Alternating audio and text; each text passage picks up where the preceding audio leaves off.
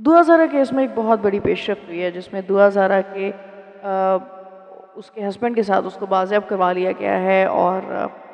دعا زہرا کا جو ہسبینڈ کہا جا رہا ہے، جس کو اس کے شوہر، اس کو اریسٹ کر لیا ہے، اس کے ساتھ جتنے ان کے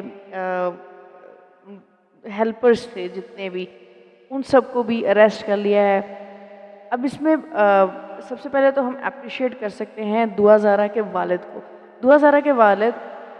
کھڑے رہے، ڈٹے رہے۔ اب بھی 1.5 مہینے سے زیادہ ہو گئے اس کیس کو، لیکن دعا زہرا کے والد اپنے کیس سے پیچھے نہیں ہٹے۔ وہ جانتے تھے کہ کچھ غلط ہے اس پورے سین کے پیچھے، لیکن آہستہ آہستہ اگر ہم دیکھیں تو یہ بات ہمیں بھی پتہ لگتی جا رہی تھی کہ دعا زہرا کا کیس بہت سینسٹیو ہے، جو ہمیں پتہ لگ رہا ہے اس سے زیادہ سینسٹیو ہے۔ خیر، تقریباً 1.5 مہینے سے یہ اس کیس کے پیچھے لگے ہوئے تھے، اور روز کی تاریخ پڑی تھی، کل دعا زہرا آئے گی، آج ملے گی، کل آئے گی، آج ملے گی، لیکن اس میں اینڈ کیا ہوا؟ اب ہوا کیا؟ اب ایک شہر سے دوسرے شہر، یہ ایک صوبے سے دوسرے صوبے چلے کیسے گئے؟ بچی کا تو شناختی کارڈ بھی نہیں ہے، اس نے ٹریول کیسے کر لیا؟ خیر، یہ ایک شہر سے دوسرے شہر، لاہور سے حویلی لکھا، حویلی لکھا سے ایبٹ آباد، ایبٹ آباد سے سیالکوٹ، سیالکوٹ سے بہاول نگر، اس طرح کتنے شہروں میں یہ گھوم چکے ہیں، کتنا انہوں نے پولیس کو چکمہ دیا۔ اور یہ پولیس کے درمیان سے کوئی مخبری کر رہا تھا، جو کہ میں نے ڈیفرنٹ ولاگز دیکھے، میرین سپٹین کی میں نے ویڈیوز دیکھی، اپڈیٹس دیکھی، ان کے بڑے پراپر ذرائع ہوتے ہیں جہاں سے وہ پتہ کرواتی ہیں۔ میں نے ماریا علی کی ویڈیوز دیکھی۔ اس کے علاوہ کچھ اس طرح کے ہمارے پاس یوٹیوبرز تھے جنہوں نے بہت زبردست رسپانسبلٹی سے اس پورے جو سیناریو تھا اس کو ہم تک پہنچایا تھا، اور کچھ اس طرح کے بھی ہمیں ملے تھے جو ٹوٹل شروع سے اینڈ تک غلط رنگ دینے کی کوشش کرے تھے۔ آپ کو یاد ہوگا ایک یوٹیوبر صاحبہ نے ان کی ایک فیک پھپھی کا بھی انٹرویو چلا دیا تھا، اور اس کو بالکل غلط رنگ دینے کی کوشش کی تھی بچی کے بارے میں بھی۔ اس کے علاوہ انہوں نے ایک اور اس کی دوست نے کوئی بنا کے تو ان کا انٹرویو چلا دیا تھا۔ بچی 4 سال سے اسکول نہیں گئی تو اس نے دوست نے کہاں پہ بنانی تھی؟ خیر، اللہ تعالیٰ کا بہت شکر ہے اس چیز میں کہ دعا جو ہے وہ خیر و عافیت سے بازیاب کروا لی گئی ہے، اور دعا اس وقت ایک ویڈیو کے مطابق اپنے ماں باپ کو مل گئی تھی، اور ماں باپ سے مل کے وہ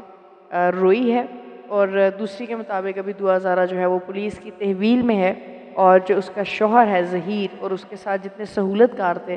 وہ سارے پولیس کی حراست میں ہیں۔ اس میں سب سے زیادہ ہم اپریشیٹ کریں گے مہدی علی کاظمی صاحب کو، جنہوں نے اس کیس میں بیٹھے نہیں، وہ اپنی بیٹی کے لیے نہیں بلکہ یہ بہت سی اور بچیاں جو اس طرح کے کسی ٹریپ میں مبتلا ہو جاتی ہیں ان کو بچانے کے لیے یہ رہے، ڈٹے رہے، آخری وقت تک ڈٹے رہے، اور یہ چیز بڑی اپریشیٹیبل ہے۔ اور ہم دعا کرتے ہیں کہ وہ بچی خیر و عافیت سے ہو، اس کو کوئی نقصان نہ پہنچا ہو، اور وہ اپنے والدین کے پاس اب آگے کی زندگی گزارے، یا اگر وہ یہ شادی بھی پرسو کرنا چاہتے ہیں تو جب لیگل ایج اس کی ہو جائے گی تو پھر پرسو کرے۔ لیکن ہاں، اس کیس میں جو چیزیں دیکھنے والی ہیں اس میں سب سے پہلے یہ دیکھنا چاہیے کہ اتنا ہیوی لائر دعا زہرا نے کہاں سے کیا۔ دوسری چیز یہ دیکھنی چاہیے کہ وہ وکیل اتنا ڈٹ کر جو بیان جاری کر رہا تھا بار بار، وہ کیسے کر رہا تھا، اس کے پیچھے کون سی سپورٹ تھی۔ نمبر 3 یہ چیز دیکھنی چاہیے کہ دعا کو کراچی سے لاہور کون لے کر آیا تھا، اور اس بات کے بعد اگلی بات یہ ہونی چاہیے کہ کون انوالو ہے اس سب کے پیچھے،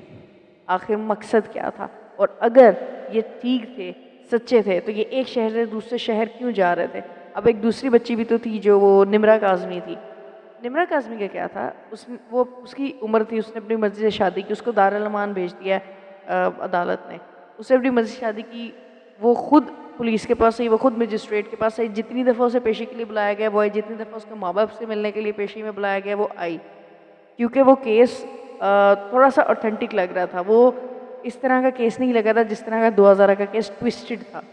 خیر، ابھی تک تو یہ اپڈیٹ ہے، ہم بس ویٹ کر رہے ہیں کہ دعا زہرا کے جو والد ہیں ان کی طرف سے میسج آ جائے، ان کی طرف سے ویڈیو پیغام جاری ہو جائے، جو کہ 2-3 چینلز کو ہو چکا ہے،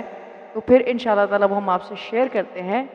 تب تک کے لیے اسٹے ٹیون پلیز۔